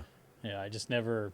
I was like, I don't want to spend another $300. I was like, whatever. $300, dude. Go to Body Stats, and this is something I'm baking into my process now. So, because I'm kind of targeting people in Vancouver specifically, and Body Stats, I mean, it's going to be included in my program now. I partnered with a clinic that'll come right to your house and draw your blood. Oh, I actually sweet. just did a blood draw this morning. Oh, nice. Take a urine sample, blood draw, blood pressure, and then within a week, I'm going to get all those data points back. So I'm kind of going through it as a client myself, and then going to roll it out with new clients as like a sort of a concierge premium level coaching. But the DEXA is going to be part of that. Body Stats, and shameless plug, I don't know them or have like an affiliate code or anything, but I think you can get a DEXA scan for like $30. Oh, really? Yep. Oh, fuck. They got one in Yaletown, one in Gastown. Nice. Yeah. Yeah, I kind of wish I did it. Should have been curious how much. I would be curious to see like what my body fat got to at its leanest. Yeah. But if I had to guess, I think maybe around 11, 10. Yep. Yeah. I was like, I want single digits. And I was like, okay, relax. Well, again, it's like just a number. Dude, that's the trade-off, because it's like at a certain point you kind of just go, is this really worth it? Like, you're going to be so... I've been probably down to like 9 at my lowest, and bodybuilders get down to like 6 or 5, right? At 280. Yeah. Yeah, well, yeah, with the juice. Yeah, fuck, it's crazy. But is it possible, like I know it's possible, but the amount of effort and demand it takes is to lose fat and gain muscle at the same time in the real world. Is it possible? Yeah, absolutely. But like someone for me, if I was going to go back through it, someone that didn't, maybe not, don't use me as an example, someone that didn't have, a bad left knee and shoulder issues and stuff, and someone's like, I don't want to lose any of my muscle. I want to gain muscle and lose fat at the same time. Yeah. What am I doing? Okay. Not first of all, not much different. You're not doing anything different. I felt like I didn't lose any muscle mass. Amazing. If anything, Yeah. probably like it's probably impossible not to lose 0.5, 0.8 a pound. I don't know. It's not impossible, but it is dependent on the following variables. How much fat do you have to lose? What's your training history? And where are you at relative to that training history? So those two, I would say those are the two biggest variables. If someone is 50 pounds overweight versus like 15 pounds from being shredded, the 50 pounds overweight individual in the beginning especially is going to be far more likely to be able to simultaneously gain fat and lose muscle. Sorry, gain muscle and lose fat, right? Yeah. Because the body's just like, dude, we got plenty of energy reserves. And then let's add in the variable of that 250-pound dude. Let's say he's like a former Marine who fucked up his leg and now his leg's fine, but he used to be jacked. He's got a ton of like, whatever we want to call it, muscle memory. But he was like, he's been in that physique before and now he's totally detrained and he's coming off the couch. He's also going to be way more likely to just like explode, basically have like a newbie gains-esque level of muscle regain because he's done it before and his body's like, oh yeah, I remember this. Mm-hmm. We've been under the bar. Cool. So those two things are probably the biggest. And then it just comes down to the other variables, man, which would have a smaller effect, but it's like, how's our sleep? First of all, sleep is probably the biggest thing. We see this in studies on sleep. I don't know if you like nerded out on my sleep resource that I have for clients, but if you really delve into that research, man, it's crazy the difference in the context of a calorie surplus if our goal is muscle gain. When we take, subjects who we sort of restrict their sleep to like 5 hours versus those that we let sleep for 8, the former is the 5 hour group is far more likely to gain fat and less muscle versus the 8 hour group. Mm-hmm. And if they're in a deficit, which we can control as well, they're far more likely to lose muscle than fat, if that makes sense. So in basic terms, it's like, if you're sleep deprived and you're gaining weight, it's more likely to be fat. If you're sleep deprived and you're losing weight, it's more likely to be muscle that you're losing as well as fat. So sleep's a massive variable. If you have that, again, that 250-pound former Marine, tons of fat to lose, detrained, coming off the couch, we get him on a good resistance training program. He's crushing his protein, hitting consistent feeding windows and calories. And we, let's say, level up his evening routine and he starts to get goes from, 5 to 6 hours of sleep to 7 to 8. That motherfucker, I've seen that where the scale is kind of like, if I was only looking at the scale, I'd be like, what's going on here? This is rare, but in some cases, I've had clients where we looked at the scale after 6 months. Obviously, we were looking at it as we were going along, but it's if we looked at the scale, I'd be like, did this really even work? But then you look at photos and his gut's completely gone and he's got freaking, capped shoulders and defined triceps, and he was just kind of body recomping.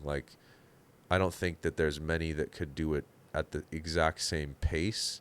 The whole idea of fat's easier to turn into muscle is bullshit. That's not. Yeah, it's a silly term. It's a silly term that people got promoted for whatever reason, but it is kind of. I get why it's become a cliche, because it's if you are overweight significantly, you're more likely to be able to gain muscle and lose fat at the same time, but it's not the fat turning into muscle. Yeah. I guess the one thing I did notice was shifting to 3 days a week. with the workouts. Yeah. Yeah. Like the What did you Monday, notice? Wednesday, Friday. I think my body just felt better. Yeah. There was more rest Yes. in between, and that ego driven, you got to be in there 4 or 5 times a week. Yeah. As Yeah. soon as I was able to let go of that and then train the programs you designed, Yeah.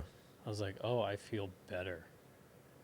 Dude. I was like, oh, my shoulders feel better. Yeah. Like my back, would flare up once in a while. Knees are kind of just whatever now. Yeah. Yeah. But I was like, oh. I was like, yeah, maybe I was just overdoing it before, which sounds like something I would do. Yep. So I was like, oh, okay. So that makes sense. That client that I mentioned, whose scale weight kind of did the funky stuff, but he had a great transformation. He was working out 6 days a week, had like a crazy, grueling job, like pretty hard labor job, 12-hour days, 5 days a week, working out 6 days a week in the gym. And for some dudes like that, it's kind of like, well, I don't want to come in and disrupt their patterns, because a lot of people are like, I like going to the gym. It's like my only time of kind of solitude and peace. So I'll be like, okay, well, let's just go there and just walk on the treadmill and watch like a show or something. Just the action of going into the gym atmosphere. Yeah. Seeing your kind of community at the gym. Yeah. Exactly. But getting him he went to 3 days a week as well. And he had a crazy transformation. So it's definitely the case. Again, that's the nuance of like even your earlier question of kind of being like, there's so many fucking variables feeding into this man.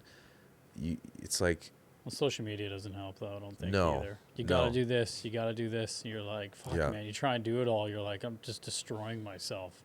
totally. Like I tried that knees over toes, Yeah, that yeah. guy. Yeah. And even Adam warned me, he's like, be careful, man.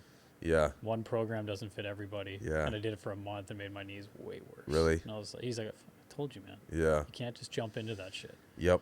Walking backwards or doing these heel raises with your back against the wall and stuff. I tried to do all that and made my knee way worse. He's like, yeah, man. He's like, you're different. You can't just jump on that. Dude. But you see it and you hear the guy talk and I'm not bashing his program. No, but for no. me, it's like, oh yeah, this fucking destroyed me. Yeah. Right? So I was like, okay, well, lesson learned there. It's the hardest thing, dude, in my space, because I still struggle with this, man. It's like, do you know how much easier it would be for me to market one way of doing things? Mm-hmm. It's why there's keto coaches. It's why there's low volume training coaches. It's like, it's so marketable. I could just say, you've been struggling. Do you experience this? Do this. This is what you need. And if I'm disconnected enough from the ethics of it, or I'm just ignorant to the legitimate, evidence-based sort of practicing, let's call it, in the sense that one size doesn't fit all, then I could just be like, hey, I'm going to fucking market this. It's going to explode because people like simplicity. I'm the keto guy. I'm going to get 100 or 1,000 people into my program, and like 300 of them are going to drop out because it's terrible for them. Mm-hmm. But I got 700 versus the trickiness of like, Or just constantly having to navigate. exactly, all or the just time. figuring out what works well for this person. For you, it's like I said, I would have said this when I started nudging your carbs up. For like an already reasonably lean guy who's built like an athlete, good musculature, I've just seen it. And I got coached by Eric Trexler, who's like a goated like researcher in the nutrition and lifting space.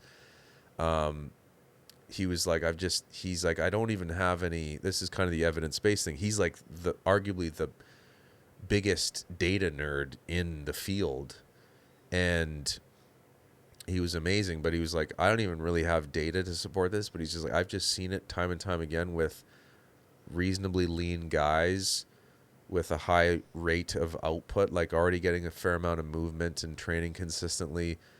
They just tend to, from a physique standpoint, benefit from higher carb, lower fat. And so he got me eating. At one point, I was eating like 500 or 600 grams of carbs a day. Damn. When I was building, right? I was just like, this makes no sense. I was just hammering rice, like Yeah. just mountains of rice. So that I've kind of like gone along with that and seen that work for guys like you. Different story if you were, again, that 280-pound guy. Mm-hmm. Your insulin resistance is probably a little bit fucked up. I'm not going to jump you to like 300 grams of carbs or 220, especially if you have been kind of going on the higher fat, lower carb side of things. That's a more nuanced thing, and it has to do with preferences and what they've been doing up to that point. But again, it makes it like it's tough to market that. So like, It's just the same bullshit that you see everywhere. yeah, Yeah. but it's like, it's why you'll see, you know, like it's still the case on social media. You're just gonna, the people who have there's obviously exceptions to this rule, but a lot of them that have like millions of followers because they're the vegan guy, they're the keto guy, they're the carnivore guy, Mm-hmm. they're the guy in the frickin' grocery store aisle with their shirt off telling you this is poison or whatever. It's more marketing. Mm-hmm. It's more marketing than it is actual Just trying to science. get clicks. Yeah, exactly. So, tricky game. Yeah. Do you have to approach women differently, especially as they're older, going through like pre and post menopause and all that type of stuff, because their hormones are going all over the place versus guys? Yeah, Yeah. for sure. Yeah. And at this point, I kind of like, I don't work with, I've worked with like pre, peri, post menopausal women in the past. I'll say that again, like everybody's so individual, so it's hard to make generalized claims. I think what I will say is that, and this is again, I'm going to dance around this because it's relative to what that woman has seen. From what I've seen from the women that I've worked with in those stages of life, is that they've often been indoctrinated into believing that hormones play a much larger role than they actually do. Hmm. And the reason for that is because that's also very marketable, right? So if someone is a woman coaches exclusively women, they're like, I'm a pre or post-menopausal women coach. Here's why you feel this way. It's so fucking marketable. And so again, it tugs on the emotional strings. And some of those coaches are great coaches. So I'm also, and I'm kind of like actively working through this myself, because it's sort of like I know where my true intentions are. Like, I'm in it, this is what I do. And if someone bestows me with their trust, I take it seriously, and I'm like there for them, as you know. So it's like, if I got to market it a little bit to get them in, because I know I can really help them and help them potentially have life-changing insights and breakthroughs, then great. But yeah, I hope that makes sense. It's like hormones will make achieving a calorie deficit or not more or less tricky, right? But it doesn't negate the undeniable claim, like physics of, well, if you eat in a calorie deficit, you're going to lose weight. And so a lot of women in those stages will kind of like, what I've seen is sort of subconsciously be like, it's my hormones that are causing me to hold on to this stubborn fat, versus being like, hormones are playing a factor, and they're going to do some funky shit with my emotions and my drive to soothe said emotions with food or consumption, or my desire to just not go out for the walk that I said I was going to do or whatever. But with a lot of those women that I've worked with in the past, they all benefit from like, well, let's get some strength training going. Let's get you eating consistent protein. And for a lot of the women, it's again largely probably a result of the sort of like decades of terrible Yeah. societal Cardio. Yeah, cardio, toning, fucking uh, 1,100 calorie diets. I mean, you still see this shit in the fucking grocery stores, dude. Like, look at the magazine section. I still see this stuff and I'm baffled by it. Lose 30 pounds in 30 days. You're like, oh my God. Yeah. We're still fucking, like, poor people who are seeing this. No wonder. I used to get frustrated by it. Like, oh man, but it's like, now I just go, I have only compassion for people who have these really distorted beliefs because holy shit, like, if I didn't do this for a living, I've seen it from both sides now, from different angles, because I was like the young skinny dude trying to get jacked, thinking that a supplement was going to help me with that. Been there. Right? Because you're seeing like Gotta a take dude. Cell Tech and take Yeah. He's promoting Cell Tech, but he's like also blasting, a gram of tea every fucking week and like Anavar and whatever else he's on. And his nutrition's probably absolutely dialed in, definitely, if he's on a magazine. But so it's just like we get pulled. It's like wherever there's money to be made, people will fall into these traps, or marketers will do their thing. But yeah, the female sort of societal influence is still very strong. So a lot of the women that I've coached, I'm like, yes, let's keep tracking your scale data, but let's kind of ignore it for a time being. You've been trying to eat 1,200 calories, like you're 5'6", you're 135 pounds, and you're getting 11,000 steps a day. You're not eating 1,100 calories. Not on my watch. Like, you're going to eat, and again, it's relative to like what they're doing, how accurate their tracking is, and whatever else. Sometimes it would be just like a behavioral thing of protein at each meal and some kind of colorful fruit or veg. But if they're diligent in tracking, it's like, we're going to jump them up. I want you eating like 1,700 calories. Don't worry about the weight. Don't freak out if it spikes a bit. Trust me, in the big picture, this is going to benefit you. And what it can do is that the person who thought they were consuming 1,100 or 1,200 calories consistently, maybe they did that for a couple days, but then their biological drive is so strong that they're like, boop, boop, boop, boop, boop, like glass of wine, whatever, cheese, like they're actually probably averaging closer to like 18 or 2,000, maybe more. If we get them consistently upwards of like 17, 18, 1,900 calories, because I can see based on the data, like there's just no fucking way we need to go this low in calories. Well, their drive to snack and overeat is far less. And so it even ties back in with your original point about discipline. A lot of dudes struggle with this too.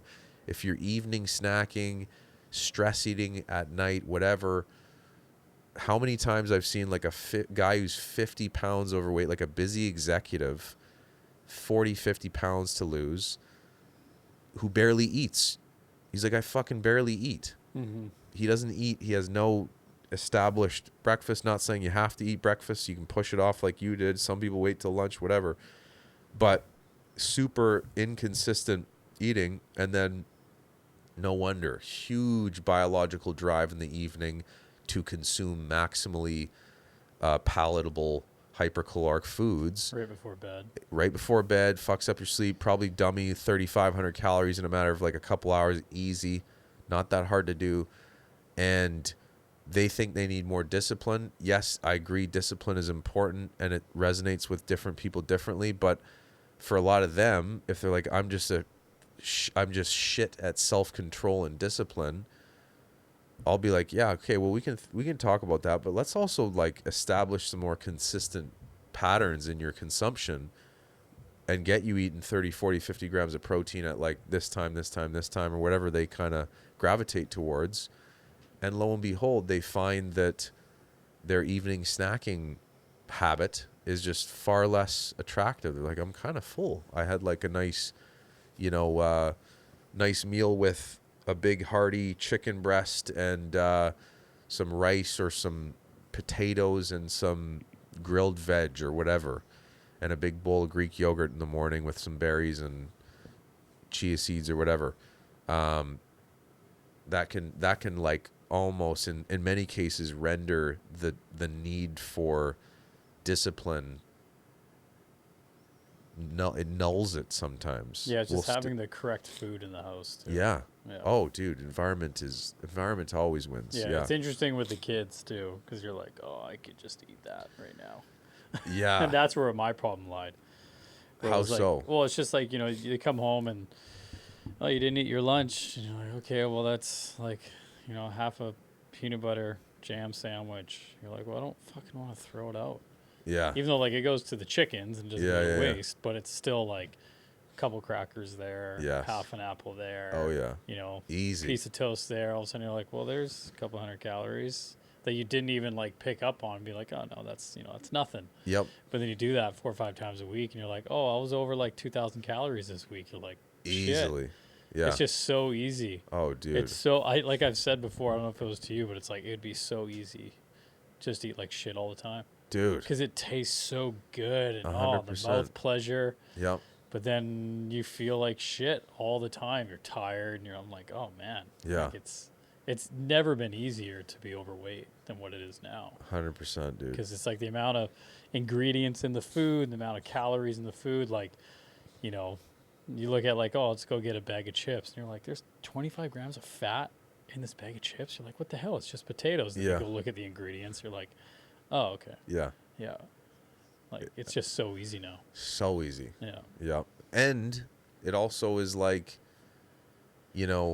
as technology advances, if you're in it now, for you've probably already realized this, but like it's also, especially relative to what you were doing previously, it's kind of also gonna seem, I think, easier than it was before. Like it's never been easier than it was before to maintain a lean physique because of the pre-established habits and awareness that you have now. Mm-hmm. What I mean by that is like, go into any grocery store. If you get even that simple, like one simple takeaway being like, if you're traveling or you're in a pinch, grocery store over fast food. Oh, yeah. Right? Sure. Simple, easy, like obvious, no duh moment for us. Big fucking change for a lot of dudes who think, well, nothing was available. All that was there was A&W, McDonald's, whatever. And I could go off about, appropriate, reasonably calorie controlled, high protein options there. I could go to McDonald's every day and maintain my physique, believe it or not. Like, I just make modified orders and I'm eating like grilled chicken patties and whole eggs, Salad, whatever. Yeah. Fillers.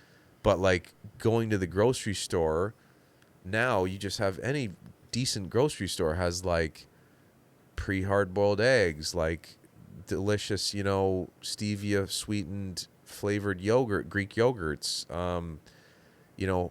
even ham or turkey sandwiches with whole grain bread that you can grab a shake with as well, Core Power Shake or something. Like I did that yesterday coming home from the ferry because my ferry was delayed, so it was like a whole wheat ham sandwich with a Core Power Shake, like filled me up.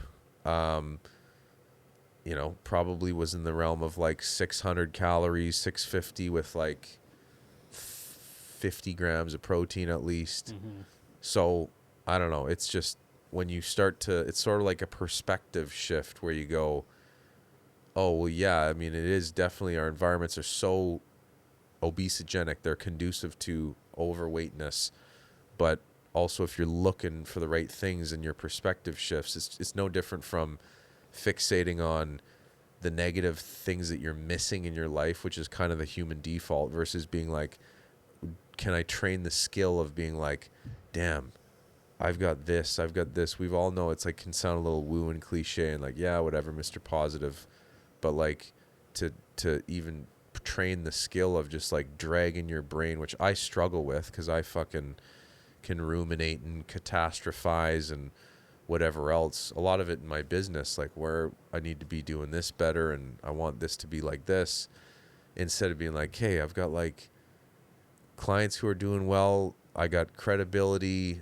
I'm in the thick of like a messy transitional phase or whatever, launching a new program.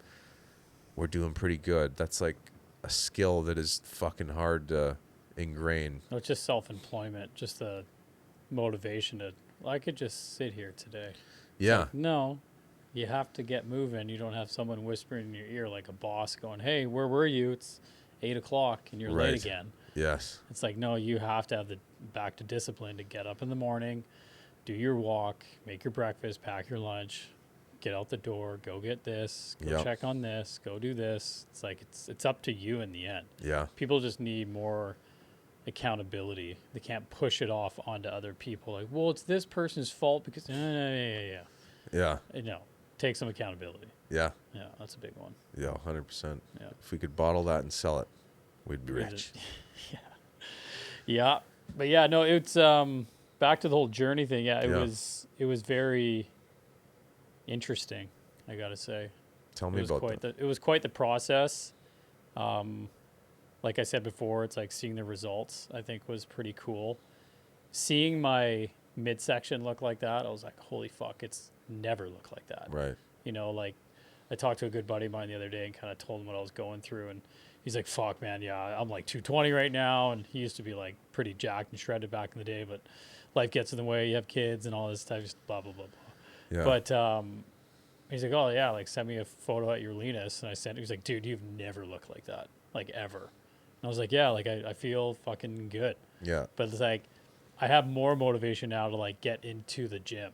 Right. Like I had motivation before, but then there was always like left shoulder hurts, fucking knee hurts, fuck, leave the gym kind of pissed off, kind of ruin the rest of my day. Because you like take it to heart when you can't train the way you want to, the way your brain wants to train, because you think back to like, oh fuck, man, 20, no pains. I could train as hard as I could, I'd barely be sore. If I tried to train like that now, I'd break myself. You know, like, oh, let's do heavy fucking shrugs. Let's grab the 100-pound dumbbells. I'm like, what? So you can like pull your neck? Like, it's just no. Yeah. But I'm very happy with the journey, the guidance you gave me, for sure. The knowledge now that I've gained from it, like I can tell people like, this is how I did it. Ryan's a fucking great guy, great coach, knows his stuff really well. Highly recommended. I still got to do your Google review, of course. I just haven't got around to it. But now I'm excited for the next step and seeing how I'm going to hold on to the leanness as much as I can with gaining the muscle that I want to gain. So I'm interested for the next phase. What's that going to look like for you? Just keep tracking. Just eating more like potatoes now, and like the back to the rice. Like I still love like my butternut squash and everything. Continue to be dialed in. Make sure I'm not injuring myself. Listening to my body more. If I go into the gym and I'm doing leg raises, which I'm like highly addicted to now, even though I fucking hate them because they hurt so good. But if I feel something that's off, I'm like, not today. Yeah. Don't be stupid, because you taking a rest day today and then not training tomorrow, then back to the gym the next day is what your body needs. Yeah. Your body, you have to listen to it. That's a big thing I've learned in the last probably 6 months. It's like, don't push it. That's maybe something you did, you know, back in the day, training at Reflex with all the gym guys, of pushing through. Oh, fuck, it's just a little bit sore. It's fine. I can push through it. Maybe that's why you're in the situation you are in some days of training, because you were stupid and fucking meathead, and you know your nickname is fucking J-Roids for forever. So it's like, don't be stupid. Just listening to the body, staying consistent, but enjoying life at the same time. Yeah. Right. That's kind of like the balance, but it's just discipline more than anything, I think. Yeah. And that's the highest thing for me, at least. For sure. And the funny thing for someone like you is sometimes discipline is like doing less. Yeah. You know what I mean? It is. I had that conversation with Katie. Like, I've been going hard on the weekends for the last couple of months, just, you know, working on fence lines and now building a table and, you know, working on Sundays for 6 hours. And I'm like, I can't do this. Yeah. She's like, I'm not telling you to work. It's just, I'm like, yeah, I do it to myself. Yeah. Yeah. But I have to like step back and go like, you have to stop. Like, it's a real conversation I have to have with myself. And that's why I do like weekend trips where it's just me and Wilder going to Kamloops, or going up to the lake in 2 weekends to go see my dad with just me and the 3 kids. Katie stays home, so I get to spend direct time with the kids and take them in the boat and fishing and swimming and stuff. It's like I have to make weekends like that because of now. I had this conversation with my good buddy of mine, Lenny, who's at my job site today. I know Lenny. Not like well, but Yeah. but I know of Lenny. Yeah, I've been good friends with him since Yeah, grade 8. good luck. And I was like, yeah, I've turned my house into a job site. Yeah. And he's like, yeah, same here. Yeah. Because he's like, oh, now it's like I'm not enjoying working on my house. Yeah. It's like you're rushing like you're at a job site trying to get it done, trying to make the most money that you can, still Yeah. making sure quality's good and you're clean and the customer's happy. Now I've turned my house into, holy shit, we got to go. And I'm like, what are you doing? How do you, what helps you there to like shift that? Probably Because I planning struggle with day that trips. too. Planning day Okay. trips, like Yeah, on yeah. Sundays, like, hey, we're going to the beach this day. Mhm. Hey, we're going to, head to this, go out for lunch, or simply as lay on the ground, set up the kids' little blankets area. We're going to watch a movie Sunday morning. Love I'll it. make you guys breakfast. Yeah. Wilder's obsessed with soccer. Nice. So it's like he constantly asks me to go play soccer in the yard. So it's like, yeah, just don't go into the shop. Cool. If you have to cut the lawn and weed eat, that's just Yeah, kind of yeah. what it is. But don't work on a project like building a table or redoing the laundry room or whatever it is. Like, don't step in. Don't use any power tools. Don't use a drill. Don't use anything. I have to, like, literally force myself not to come into the shop, which is hard for me to do Yeah. because it's like, gotta get shit done. It's Uh-huh. like, yeah, but what if that doesn't get done? What happens? Yeah. Well, nothing. The fuck you stressing about? Yeah. You know what I mean? Yeah. But it's like you only have a finite amount of time to get stuff done outside in the summer because then the rains come and, we don't really get too much snow around here lately, it seems like. But yeah, it's just stepping back once in a while and realizing what you're doing because your kids are getting older and you're going to miss out on stuff because I can already feel it slip with my girls a little bit. Not that I'm working so much, but they're becoming more independent. Yeah. And it's sad. Yeah. You're like, damn. Those like that window of time where Yeah. you're just they're so yearning to spend time with you. Yeah, It's but now closing. it's like all about them playing with dolls and Yeah. making up their own little houses, and it's great to see, but it's like they don't need me as much. Yeah. And you're like, fuck. Yeah. So I think with Wilder, I'm trying to hold on to every moment I have. Cool.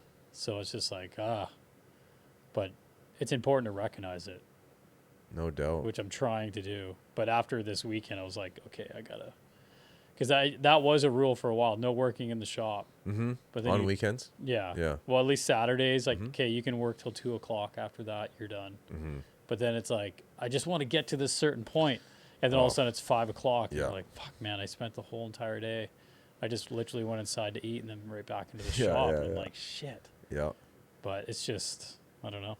Like, I think I'm almost afraid to lose the drive of Yes. movement. Yeah. Right? I think that's probably a fear of like losing the discipline or motivation to go into the gym. Yeah. Like, I never used to take breaks from the gym Yeah. because I was like, no, you got to go 4 or 5 days a week. Right. Because if you're not training, you're losing muscle. Yeah. You're getting weaker. But then I was like, oh, I switched to 3 days a week. I'm like, I feel better. Like, it's one of those moments. Yeah. Ryan was right. Got to listen to people sometimes. Yeah. Right? Even if you think you know a lot, you don't know everything, and there's someone out there that's going to know more than you. Right. So it's okay to ask. Yeah. It's okay to ask someone for help. Yeah. Or just a little more knowledge. Hey, what should I do here? This is what worked for me. Yeah. Try it out. If it doesn't, we'll try another way. Totally. It's just self-reflection, Dude, I think, is big. it's huge, man. It's funny because that your example of the like, I think there's a fear there of losing the drive. That's so analogous to what I see a lot with dudes who bully and shame themselves into compliance. It's like how many high achieving people, not even just dudes, but I just happen to work with more men than women, so I'm biased towards that, but women are, a lot of like type A women are like this too, where in their early formative years, it was like ingrained in their brains that, you know, achievement equals value. And so through whatever messy process of like punishment and rewards, they learn to like have a really high level of output and achievement. And it's a tricky double-edged sword because it can have one rise to an well above average level of status and achievement, but they can also be fucking miserable because of it. And they think that, let's imagine in the realm of like what I do with fitness and nutrition, some people will think they just need to like try harder or shame or bully themselves even more. So they're like coming to me saying, this is what my goal is. And I'm kind of going, okay, has anything changed there? Because like I'm just reviewing your behavior and data. And like, I'm going to tell you straight up, what we're doing is far out of alignment with what you expect to get. So we have to, and again, I'm like of the opinion that, like I said, I never project my standards. I just audit what you want, and then I'll tell you what is necessary to get there. But if those are out of alignment, that's like purgatory. That's the purgatory zone. It's like me doing one thing and expecting another. So I'm just in this constant state of like banging my head against the wall. That with the whole, you know, the fear thing that you mentioned, it made me think of it because it's like for those people, the big unlock, which is tricky and messy, is like paradoxically learning how to have more self-compassion, but they have a fear that more self-compassion equals less achievement, less output. Weakness. Exactly. But I would argue that like, and it's because they've learned, their brains have learned, well, if I bully myself, I'll still do these things. And they've, again, gotten a pretty decent level of achievement as a result of it. So it's like worked to some degree, but it's sewered their subjective level of well-being. Yeah. And I would argue that if they really wanted to, and I speak from ignorance here, I still struggle with all this shit too. But it's like, if they really want to, I think maximal, whatever we want to call it, self-transcendence, to use like Maslow's hierarchy type shit, you know, or self-actualization, it's like that person is not bullying and shaming themselves. They're acknowledging that it's going to be really uncomfortable to practice self-compassion, but then you can gather evidence to indicate that, well, hang on, like self-compassion isn't just giving myself a get out of jail free card. So that fear that I previously had, where it's like, man, if I wasn't so militant with myself, then I'm just going to be a fat slob. It's never the case. First of all, your ingrained habits are probably not going anywhere. And it can actually make things feel more easeful, more playful. And you start to do things from a more, like a greater degree of want and desire. It's like, you've maybe heard me get all nerdy with the language when I have a client who's like, I need to do this, I got to do that. I've had clients so many over the years, just like, they're just confused by their own behavior. They're like, I have to do this. Like, what the fuck's wrong with me? I'm having these conversations with Rye.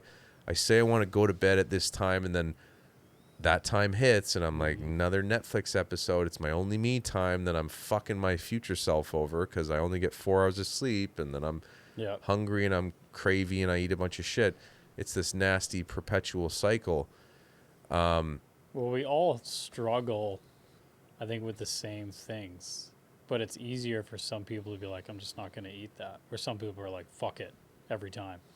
Yeah. Right? Yeah. But I think that comes from, someone asked me this the other day, like, why, I forget who it was. They're like, why are you the way you are? I'm like, it's probably because of like watching like Arnold back in the day or watching, you know, Phil Heath and Kai Green and all those bodybuilders and the discipline they went through. Yeah. I'm like, yeah, I watched those guys, you know. I wish I went to Vegas. Never too late to go see, you know, Mr. Olympia. I heard the experience is incredible to go down there and see it. But It's probably from, yeah, like no excuses. But why? But if you go even peel back the onion even further, why were you susceptible to that influence? Probably being small in high school. Okay. Yeah. So it's a great, totally, like, my argument with that is like, we, nobody really knows why they are the way that they are.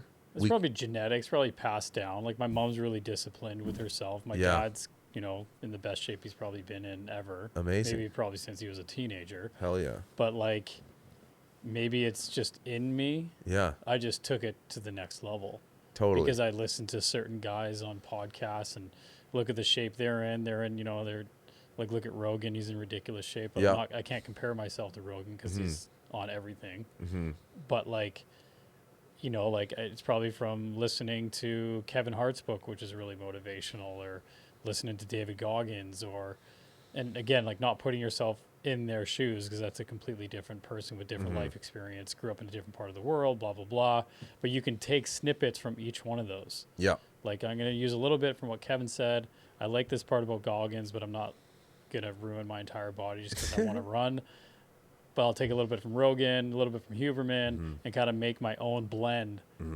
I'll make mistakes along the way because that worked for them, but it made me worse. Okay, well, I'm not going to do that. So sometimes you have to learn the hard way and go, okay, I'm going to dial that back, but I can do this. But my analogy always goes back to doing too much, where it's like Jenga, I take out one block and I put it on and it's fucking leaning. I'm like, oh, shit.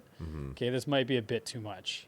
Yeah, But I like that's that how, analogy. I just constantly taking it out to see when that midlife crisis is going to happen. I just But- bought a motorcycle, man. I'm going through that. Did you? Yeah. Oh, nice.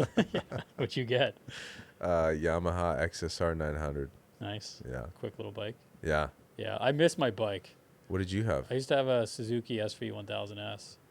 Is that 1,000 cc's? Yeah, Damn. yeah. That had some pep, eh? Yeah, it had like dual exhaust out the back. It sounded pretty raw, but Savage. I almost killed myself a few times on it. Yeah. Like they're so fun, but I'd be scared to get back on a bike. Yeah. I'd probably be stupid things soon enough, but now it's like maybe, fuck. maybe I hear you. I've like I think this is the best time for me to get a bike because I'm so. All I think about if I'm going speedy, which obviously if you have a Temptation's right there. yeah, It's so you're easy. gonna have little but I'm just not gonna push it. I'm always whenever I'm doing that, I'm thinking about like. It sounds so fluffy, but like the people I care about, Yeah, I would just family, never. And then obviously they're understandably concerned. Like moms are never, no Yeah. matter how old you are, moms More are never cars going on to the be pumped road. about. There's nothing around you. Yeah. It's just you. Yeah, You know. but I'm always thinking about that. I've just never. And again, it's it's not always up to you. You can be a very good defensive driver, and still have someone else do something silly. But I'm like, I'm driving it like a grandpa, Just really. enjoying life. Yeah. Like the one thing I always described when a bunch of us had bikes back in the day, and it was like no better form of freedom. Oh, dude. You're like, yeah, you want to go to Whistler? Sure. Fucking. Me Yeah. and Lenny used to have a CBR 600. Yeah, I thought he had and like a big hog too. He had a Harley too. Oh, did he? But he had a Okay, yeah. CBR 600 after. Right. Or before. Okay. Before. So me and him would be like, let's fucking race to Whistler. Yeah. We'd make it there in like Jesus, an hour. race. That's terrible. And we'd be like fucking. See, I'd be like, no splitting chance. semis on the fucking highway. He'd be ripping around on the Oh, shoulder. Like we'd be like, just fucking Terrifying. screaming up Yeah. there. But I was like, this is so fun It's kind of because it's so easy. yeah. Just go around a car like, I know. and I off know. you fucking go, and you're Yeah. just headphones in. But then you got a good pump up song come on. Yeah. That's a problem because then you're like, yeah, just like Yeah, I haven't ripping done the around music cars, yet. yeah. I feel like that would fuck me up. Fuck, he got pulled over once. Yeah. I don't think he listens to this anyways, but he got pulled over for fucking ripping around. Yeah. And the cop gets out and he's screaming at him. Yeah. He took his helmet off, took his headphones out. He's like, sorry, what'd you say? Oh my Because it's God. illegal to wear headphones. Yeah, yeah, yeah. But yeah, the cop's just fucking screaming at him. Didn't hear a word. Takes his helmet off. He's like, what'd you say? Just blasting Pantera or something. But yeah, it's fun, man. Like having a bike is super fun. It is. Yeah. It just makes especially with living in Vancouver, like little trips, going to Spanish Banks. I'm just like excited to go. Park anywhere. Yeah, You go to yeah. the Sunshine Coast, you're first off, first Dude. on. Like, I was on the coast and my buddy's got a bike up there.